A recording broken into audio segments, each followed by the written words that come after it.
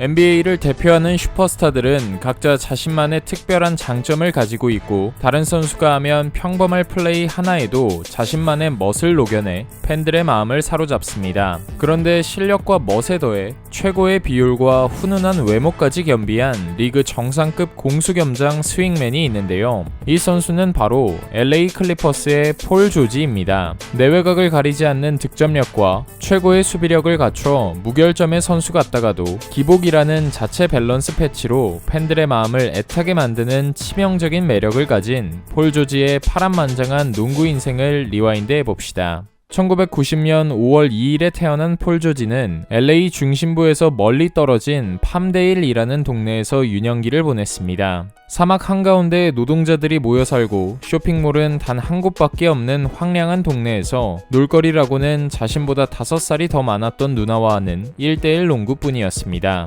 날뛰날가 네트 대신 전깃줄이 걸려있던 초라한 간이 농구대였지만 누구보다 농구에 진심이었던 남매는 하루 종일 골목에서 농구를 즐겼습니다. 슛이 좋았던 누나를 고등학교 2학년이 되기 전까지는 한 번도 이기지 못했고 딱 한 번 이긴 후에는 지금까지 리매치를 요구하는 누나를 피해 다니고 있다고 합니다. 집 바로 뒤에 있는 사막에서 돌들을 가득 넣은 가방을 메고 뛰기도 하고 팔굽혀펴기를 하면서 스스로 트레이닝을 강행할 정도로 오로지 농구에만 몰두해 있는 상태였던 그가 NBA 선수로서 성공해야 한다는 다짐을 하게 된 것은 가족 때문이었습니다. 어머니께서는 뇌졸중으로 인해 오랫동안 투병 생활을 하셔야 했고 아버지께서는 가족을 부양하기 위해 새벽 3시에 출근해 저녁 7시가 넘어서야 집에 돌아오셨다고 합니다. 그는 언덕을 넘어 자신을 알리기 위해 규모가 작은 토너먼트라도 마다하지 않고 참가했습니다. 그러던 와중 우연히 그를 보게 된 데이비드 펌프 형제에게 AAU 팀에서 뛰어보라는 초대를 받게 되었고 그날을 기점으로 기회의 문이 활짝 열리게 되었습니다. LA의 중심부에서 열리는 다양한 훈련 프로그램에 참가할 차편이 없다는 사정을 알게 된 펌프 형제는 매일 조지를 직접 픽업해주는 호의를 베풀었고 그 친절함이 조지의 인생을 바꿨습니다. 체계적인 농구를 배우기 시작하면서 본격적으로 두각을 드러냈는데 피트 나이트 고교 시절에는 파워포워드와 센터를 오가면서 평균 25득점 12리바운드라는 훌륭한 성적을 기록했고 프레주노 주립대학교에 입학해 커리어를 이어갔습니다. 대학 무대에서 빅맨으로 뛰기엔 프레임이 얇아 슈팅가드와 스몰포워드로 전향했고 2년간 평균 15.5점, 6.7리바운드, 2.4 어시스트를 기록하면서 팀의 1옵션으로 활약했습니다. 그러나 2001년 이후로 NCAA 토너먼트 진출에 거듭 실패하고 있던 프레즈노는 이때도 강팀들에게 밀려 떨어졌고 조지는 2학년 시즌을 마치고 NBA 드래프트에 참가했습니다. 구단들은 그의 잠재력을 높게 평가하고 있었고 2010년 NBA 드래프트에서 1라운드 10픽으로 인디애나 페이서스의 지명을 받으며 NBA에 입성하게 됩니다. 루키 시즌에는 2월까지 벤치에서 출격해 경기 감각을 익히다가 프랭크 보겔 감독이 지휘봉을 잡은 시즌 후반부에는 19경기를 선발로 기용되면서 평균 스탯을 좀 더 끌어올릴 수 있었습니다. 평균 7.8점, 3.1리바운드로 정규 시즌을 마무리하면서 올 루키 세컨드 팀에도 이름을 올렸고 동부 8번 시드를 차지해 플레이오프에서 슈퍼스타를 상대하는 경험도 쌓았습니다. 소포모어 시즌에는 주전 슈팅가드로 올라서면서 평균 기록이 전부면에서 대폭 상승했고 기복이 심하던 3점슛 성공률도 40% 가까이 끌어올렸습니다. 팀 성적도 한결 좋아져 3번 시드로 플레이오프에 진출했는데 올랜도 매직을 4승 1패로 잡아내고 2라운드에 오르자 슈퍼스타 3인방이 있는 마이애미 히트와 자웅을 겨뤘습니다. 원정 경기였던 2차전과 홈으로 돌아온 3차전을 잡아내면서 잠시 시리즈 우위를 가져왔으나 이후 르브론과 웨이드를 제어하지 못하면서 최종 2승 4패로 탈락했습니다. 다음 3년차 시즌 인디애나의 1옵션이었던 데니 그레인저가 시즌 아웃 부상을 당하는 큰 위기가 닥쳤는데 그의 공백이 오히려 조지가 1옵션으로 급성장하는 계기가 되었습니다. 시즌 초반 뉴올리언스전에서 개인 커리어 하이였던 37점을 퍼부으면서 스코어러로 활약할 수 있음을 증명했고 공수양면으로 지난 시즌보다 확연히 좋아진 기록을 써내면서 드래프트 동기들 중 가장 먼저 올스타에 뽑힐 수 있었습니다. 됐습니다. 올스타 선정을 시작으로 NBA 서드팀, 디펜시브 세컨드팀, 기량 발전상까지 각종 타이틀을 추가하면서 전성기의 시작을 알린 조지를 포함해 탄탄한 라인업을 구축하고 있던 인디애나는 이번에도 동부 3위로 플레이오프에 올라 애틀랜타 호크스와 뉴욕 닉스를 4승 2패로 격파하고 또다시 마이애미를 마주하게 됩니다. 인디애나는 로이 히버트와 데이비드 웨스트를 앞세운 인사이드 공략을 통해 대등하게 맞섰고, 조지는 르브론에게 밀리지 않는 시원시원한 득점력을 보여주면서 승부를 7차전까지 끌고 갔는데요. 1차전에서는 경기 종료 0.7초를 남기고 극적인 3점 슛을 성공시키면서 연장전행을 만들었고, 2차전에서는 르브론을 제치고 크리스 앤더슨에게 인유어 페이스 덩크를 꽂아버리는 등 매경기 하이라이트를 제조했습니다. 이에 자극받은 르브론 역시 곧바로 쿼터 마무리 버저비터를 성공시킨 뒤 조지와 하이파이브를 나누면서 또 하나의 명장면을 만들어냈고, 경기 종료 후에도 그의 활약상에 대해 극찬을 아끼지 않았습니다. 대망의 7차전 마이애미 원정에서는 7득점으로 침묵하면서 파이널 진출에는 실패했으나 꾸준한 성장세를 보여주며 루키 계약 기간을 마무리한 조지는 인디애나와 5년 맥시멈 계약을 체결했고, 13-14 시즌에는 완벽한 에이스로 자리매김했습니다. 시즌 초반 평균 20-30점대를 오가는 안정적인 득점력으로 8연승을 이끌었고, 마이애미 히트와 동부 2강 체제를 유지했습니다. 그러나 시즌 도중에 보강한 자원들이 기량 저하와 부상으로 전혀 도움을 주지 못했고, 에이스 의존도가 높아진 채로 치른 플레이오프에서는 또다시 마이애미 히트에게 2승 4패로 패배하면서 파이널행이 좌절되었습니다. 그래도 4년 사이에 컨퍼런스 파이널 무대를 2번이나 밟은 조지에게 우승은 그렇게 먼 미래가 아닌 것처럼 보였으나 오프 시즌에 그의 농구 커리어에서 가장 큰 시련이 닥쳐왔습니다. 2014 스페인 농구 월드컵 대표팀에 합류해 자체 청백전을 치르고 있던 조지는 블락을 시도하다가 착지하는 과정에서 정강이 뼈가 90도로 완전히 꺾여지는 끔찍한 부상을 당하고 말았습니다. 경기장 내에 모든 공기가 사라진 것처럼 모든 것이 조용해졌고, 사람들이 손으로 얼굴을 가릴 정도로 심하게 꺾인 그의 다리. 24살의 앞날이 창창해 보이던 농구 선수에서 다시 일어날 수 있을까? 라는 낙담에 빠진 조지에게 희망이 되어준 것은 경기장에 계시던 어머니였습니다. 어머니는 그와 함께 앰뷸런스를 타고 병원에 가는 내내 그의 손을 잡고 "아들아, 모든 것이 괜찮을 거야. 정말로 괜찮을 거야 라고 말씀해 주셨다고 합니다. 어머니의 말대로 조지의 몸 상태는 골절 외에는 신경과 근육에 손상이 없어 성공적으로 수술을 마칠 수 있었고, 9개월간 재활에 전념한 끝에 다시 건강히 코트로 돌아올 수 있었습니다.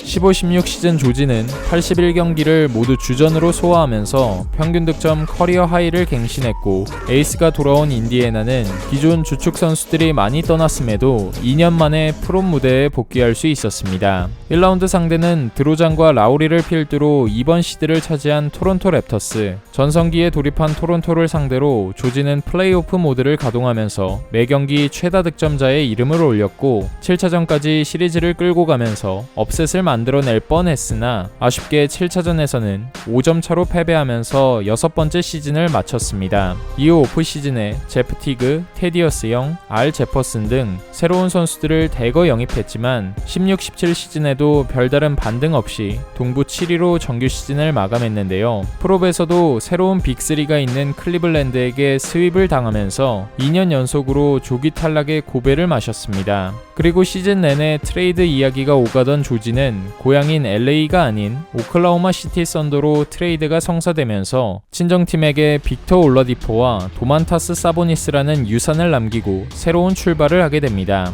각 팀의 에이스 3명이 처음으로 호흡을 맞춘 17-18 시즌 초반에는 빅3의 저조한 야투율로 5할 승률을 넘기지 못하며 고전했지만 12월부터는 조지가 40%가 넘는 외곽슛으로 공격의 숨통을 틔워줬고, 1월 달에는 8연승을 시작으로 차곡차곡 승수를 쌓으면서 순위를 끌어올렸습니다. 결국 서부 4위로 플레이오프 진출에도 성공했는데요. 5번 시드 유타 재즈를 상대로 1차전에 3점슛 8개 포함 36득점을 해결해주면서 플레이오프 P 모드에 대한 기대감을 불러일으켰으나 이후 한 경기 건너 부진을 반복하면서 2승 4패로 1라운드에서 탈락하고 말았습니다. 시즌 종료 이후 FA를 맞은 조지는 예상외로 웨스트브룩과의 우정을 선택해 오클라호마에 잔류하기로 결정했고, 그 결정이 옳았습니다. 기존 좋은 전력을 유지하면서 슈로더와 노엘까지 영입해 탄탄한 전력을 꾸린 OKC에서 최고의 정규 시즌을 만들어갔는데요. 시즌 초반 웨스트브룩의 결장이 잦았음에도 13승 7패를 기록하면서 서부 상위권으로 치고 나가더니 12월에는 40득점 경기만 3번,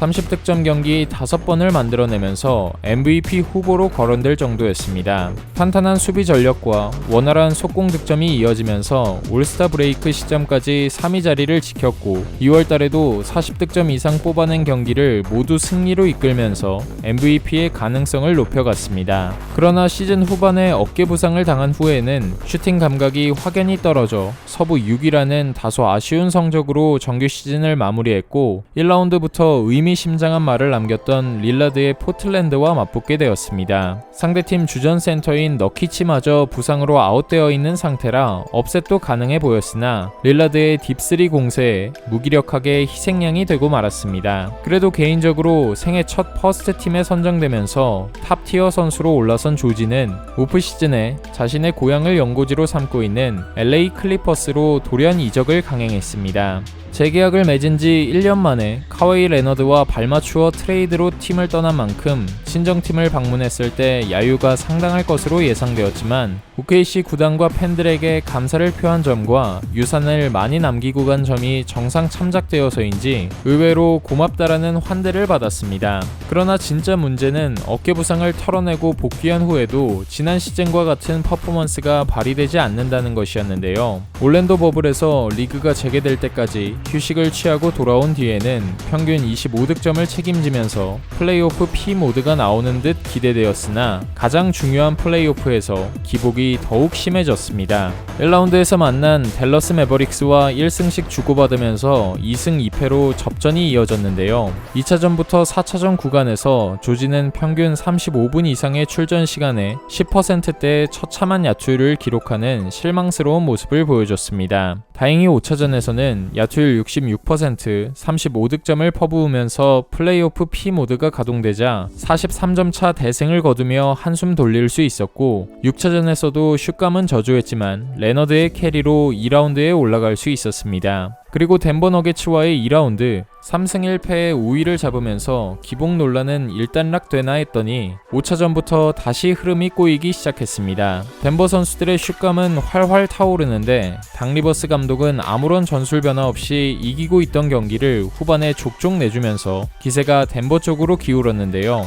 결국 운명의 7차전 조지와 레너드 슈퍼스타 듀오가 모두 처참한 야투율로 부진하면서 뼈아픈 가비지 패배를 당하고 말았습니다. 다 잡은 시리즈를 놓치자 조지는 플레이오프 P가 아닌 팬데믹 P, 플레이오프 P, 웨이오프 P 등 온갖 조롱을 들어야 했습니다. 돌이킬 수 없을 정도로 악화된 두 사람과의 관계는 닥 리버스 감독이 타이론 루로 교체되면서 정리되었고 많이 실망스러운 모습을 보여줬던 조지는 4년 연장 계약을 체결하면서 한 번 더 증명할 수 있는 기회를 잡게 되었습니다. 그렇게 시작된 20-21 시즌 레이커스와의 개막전에서 야투율 72%로 33점을 뽑아내며 산뜻하게 출발했고 시즌 초반 평균 25점대를 유지해주면서 보다 나아진 슈팅 감각을 보여줬습니다. 또한 팀원들과의 호흡도 한결 좋아져 커리어 처음으로 경기당 5개의 어시스트를 뿌려줬습니다.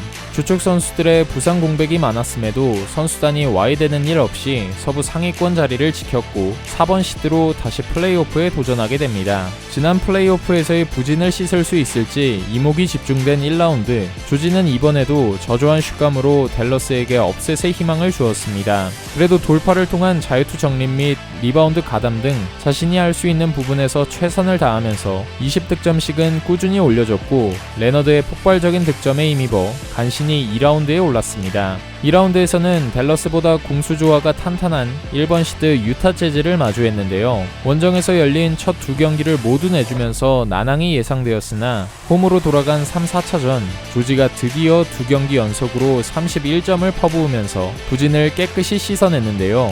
시리즈를 원점으로 되돌리고 맞이한 5차전, 레너드가 무릎 부상으로 무기한 결장하게 되는 위기가 닥친 상황. 유타가 전반에만 17개의 3점을 꽂아냈음에도 5점 차이로 버텨냈고 조지가 37득점, 16리바운드, 5어시스트를 해결해주면서 짜릿한 역전승을 일궈냈습니다. 6차전에서도 기세를 이어간 파울 게오르그와 테렌스 맨의 깜짝 활약, 그리고 팀원 전체가 50%를 넘기는 화끈한 3점 활약을 보여주면서 창단 이래 최초로 컨퍼런스 파이널 진출을 이뤄냈습니다. 컴파에서는 크리스 폴과 함께 파공사 매치를 치렀는데요. 3차전 중요한 순간마다 공격의 숨통을 틔워주면서 첫 승리를 챙길 수 있었지만 폴이 결장했던 1, 2차전을 모두 아쉽게 내줬고 양팀 모두 극악의 슛난조로 졸전을 펼친 4차전마저 4점 차로 패배하면서 수세에 몰리게 됩니다. 매경기 40분이 넘는 출전 시간을 소화하고 있던 조지는 체력 저하가 눈에 보일 정도였는데요. 그래도 5차전 다시 한번 투지를 불태우며 명경기를 만들어냈습니다. 야투율 75%, 3점 성공률 50%, 자유투 100%라는 믿기 힘든 슛 셀렉션을 선보이며 개인 플레이오프 커리어 하이인 41득점을 기록하면서 인생 경기를 펼쳤습니다. 물론 다음 6차전을 내주면서 시즌을 마감했지만 레너드를 대신해 1옵션 역할에 최선을 다해준 그의 투지는 분명 플레이오프 P다웠습니다. 누군가가 자신을 알아주길 소망하던 꼬마에서 이젠 NBA를 대표하는 스타 플레이어로 성장한 것처럼 10년 만에 돌아온 LA에 우승 반지를 가져오겠다는 꿈도 이룰 수 있길 기대해 봅니다.